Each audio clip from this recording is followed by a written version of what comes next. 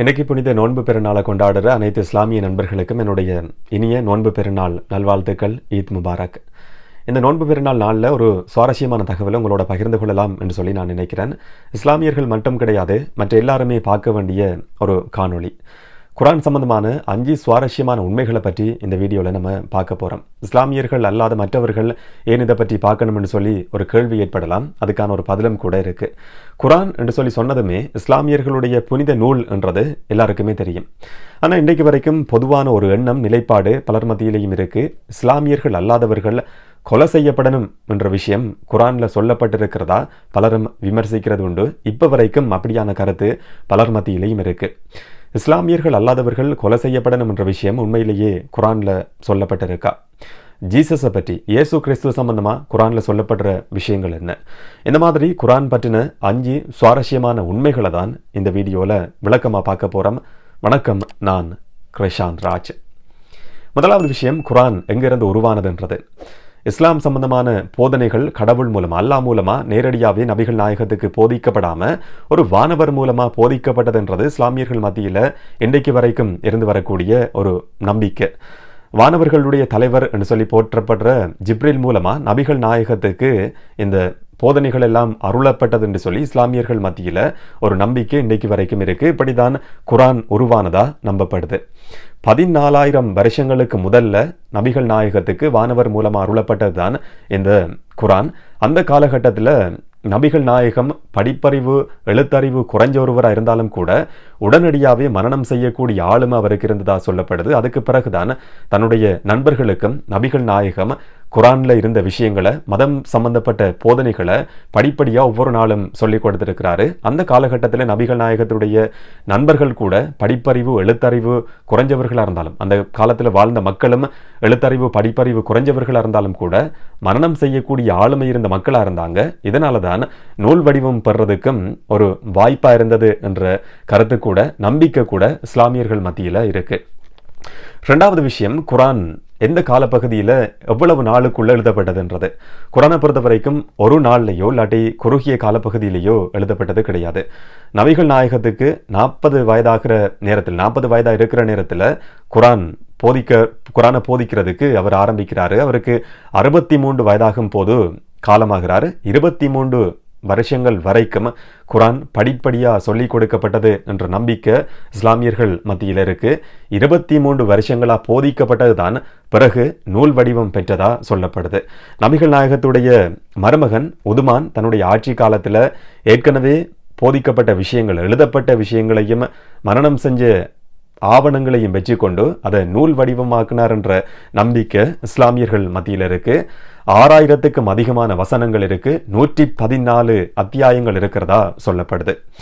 3வது விஷயம், குரானை பற்றி குரான்லேயே சொல்லப்பட்டிருக்கிற விஷயங்கள். குரான் என்ற சொல் 70 தடவைகள் குரான் புத்தகத்தில் சொல்லப்பட்டிருக்கிறதா சொல்லப்படுது. இப்போ இருக்கிற வரிசைப்படி அந்த 114 அத்தியாயங்களும் இப்போ இருக்கிற வரிசைப்படி அது எப்படி சொல்லிக் கொடுக்கப்பட்ட நேரத்தில் இப்போ இருக்கிற வரிசைக்கு அமைய சொல்லிக் கொடுக்கப்படலை, வேற வரிசைக்கு அமைய தான் சொல்லிக் கொடுக்கப்பட்டது. இப்போ வேறொரு வரிசையில் அது புத்தகமாக்கப்பட்டிருக்கு என்று சொல்லியும் சொல்லப்படுது. அதிகமாக மொழிபெயர்க்கப்பட்ட நூல்களோட பட்டியலில் குரானுக்கு மிக முக்கியமான ஒரு இடம் இருக்கு. இதை மரணம் செஞ்சு ஓதும் போது இப்படித்தான் ஓதணும் என்று சொல்லி சொன்னாலும் கூட, எப்படி ஓதினாலும், இதன் அர்த்தம் தெரியாமல் ஓதினாலும் கூட அதன் மூலமாக ஆன்மீக ரீதியான நன்மைகள் கிடைக்கும் என்ற நம்பிக்கையும் இஸ்லாமியர்கள் மத்தியில் இருக்கு. ஆனால் இது இப்படிதான் ஓதப்படணும் என்றதுக்கான வரைமுறைகள் இருக்கு. நிதானமாக நிறுத்தி நிதானமாக ஓதணும், அவசரமாக ஓதக்கூடாது. அப்போதான் அதன் மூலமாக பயன்களை அடைஞ்சு கொள்ள முடியும் என்று சொல்லி இஸ்லாமியர்கள் மத்தியில் ஒரு நம்பிக்கை இருந்து வருது. அடுத்தது, இயேசு கிறிஸ்து சம்பந்தமாக குரானில் சொல்லப்படுற விஷயம். இயேசு கிறிஸ்து ஜீசஸ் என்று சொல்லி சொல்லப்படாட்டியும் ஹஸ்ரத் ஈசா என்ற பெயரில் குரானில் சொல்லப்பட்டிருக்கிறதா சில இடங்களில் வாசிக்க முடிஞ்சது. இயேசு கிறிஸ்துவை பொறுத்த வரைக்கும் இஸ்லாமியர்கள் மத்தியில் வேற விதமான நம்பிக்கையும் கிறிஸ்தவர்கள் மத்தியில் வேற விதமான நம்பிக்கையும் இருக்கு. குரான் சொல்ற இயேசு கிறிஸ்துவை பொறுத்த வரைக்கும் இயேசு கடவுள் அவதாரம் கிடையாது, மத போதகரும் கிடையாது. உலக மக்களோட பாவங்களை ஏற்றுக்கொள்றதுக்கு வந்த ஒரு தூதுவரோ நபரோ கிடையாது. ஒரு தனித்துவமான தீர்க்கதரிசி என்று சொல்லி இயேசு கிறிஸ்துவை குரான் விபரிக்குது. பல அற்புதங்களை செஞ்சிருக்கிறாரு. பலர் நோய்வாய்ப்பட்டிருந்த நேரங்களில் உடனடியாகவே குணப்படுத்தி இருக்கிறாரு. ஆனால் இயேசு கிறிஸ்து கொலை செய்யப்படலை, கடவுள் எதுக்காக அனுப்புனாரோ அந்த தேவை முடிஞ்சதுக்கு பிறகு கடவுளாலேயே அல்லாவாலேயே இயேசு கிறிஸ்து திரும்பவும் அழைக்கப்பட்டாரு. அது எதிரிகளுக்கு கூட காண்பிக்கப்பட்டது என்று சொல்லப்படுற ஒரு விஷயம்தான் இயேசு சம்பந்தமா குரான்ல சொல்லப்பட்டிருக்கிறதா சில இடங்கள்ல வாசிக்க முடிஞ்சது. அடுத்தது பொதுவா இருக்கிற ஒரு விமர்சனம், இஸ்லாமியர்கள் அல்லாதவர்கள் கொலை செய்யப்படணும் என்று சொல்லி குரான்ல சொல்லப்பட்டிருக்கு என்ற விஷயத்த குரானை விமர்சிக்கிறவர்கள் இன்றைக்கு வரைக்கும் சொல்றது உண்டு.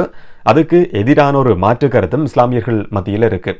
கொலை செய்யப்படணும் என்று சொல்லி ஒரு வசனத்தை மட்டும் வச்சுக்கொண்டு இதை விளங்கி கொள்ள முடியாது.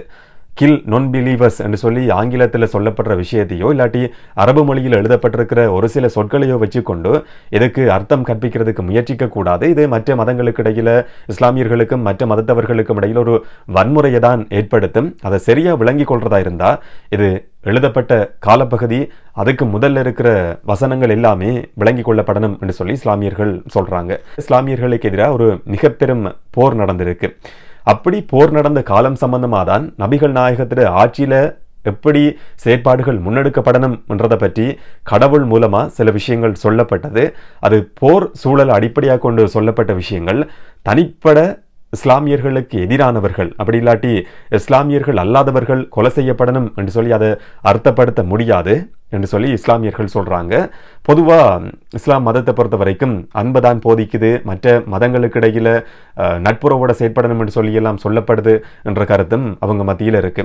குறிப்பா நபிகள் நாயகத்திட ஆட்சி நடந்த காலத்திலையும் கூட தலைநகர் மதீனா உட்பட மற்ற நகரங்கள்லையும் இஸ்லாமியர்கள் அல்லாதவர்களும், கிறிஸ்தவர்களா இருக்கலாம், யூதர்களா இருக்கலாம், மற்ற மதங்களை சேர்ந்தவர்களா இருக்கலாம், இவங்க எல்லாருமே பாதுகாப்பா வாழ்ந்திருக்கிறாங்க. சிலர் அர்த்தப்படுத்துற மாதிரி இஸ்லாமியர்கள் அல்லாதவர்கள் கொலை செய்யப்படணும் என்று சொல்லி சொல்லப்பட்டிருந்தா எப்படி அந்த கால பகுதிக்குள்ள கிறிஸ்தவர்களும் யூதர்களும் நபிகள் நாயகத்தின் ஆட்சியில பாதுகாப்பா வாழ்ந்திருக்க முடியும் என்ற ஒரு கேள்வியும் கூட இஸ்லாமியர்களால எழுப்பப்படுது.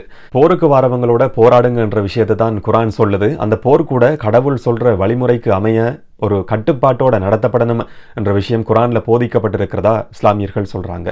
ஒரு சிலர் சொல்ற மாதிரி இஸ்லாமியர்கள் அல்லாதவர்கள் கொலை செய்யப்படணும் என்று சொல்லி குரான் எங்கேயுமே சொல்லல. அதை அப்படி அர்த்தப்படுத்த முடியாது என்றதுதான் இஸ்லாமியர்கள் சொல்லக்கூடிய ஒரு விளக்கம். எந்த மதமா இருந்தாலும் கூட அந்த எல்லா மதங்களும் போதிக்கிற மிக முக்கியமான விஷயம் அன்புதான். மற்றவர்களோட அன்பா பழகணும் என்றதுதான், கடவுள் காட்டின வழியை பின்பற்றி ஒழுக்கமான ஒரு வாழ்க்கையை வாழணும் என்றதுதான் எல்லா மதங்களும் போதிக்குது. இஸ்லாம் மதமும் கூட அதைத்தான் போதிக்குது. ஒரு சிலர் அர்த்தப்படுத்துற மாதிரி இதை பிழையா விளங்கி கொள்ளக்கூடாது என்றதுதான் இஸ்லாமியர்களுடைய ஒரு கருத்தா இன்றைக்கு வரைக்கும் இருக்குது. நோன்பு பெருநாள் நாளில் குரான் சம்பந்தமான இப்படியான சுவாரஸ்யமான உண்மைகளை உங்களோட பகிர்ந்து கொள்ளலாம் என்று சொல்லி நினைச்சேன். அதுக்காகத்தான் இந்த காணொளியும் சிலருக்கு பயனுள்ள ஒரு காணொளியாக இருக்கும் என்று சொல்லி நான் நம்புகிறேன். இதை பற்றி நீங்கள் என்ன நினைக்கிறீங்கன்றதை கமெண்ட்ல பதிவு செய்யுங்க. இன்னும் ஒரு வீடியோவில் இன்னும் ஒரு தகவலோட சந்திக்கலாம். வணக்கம்.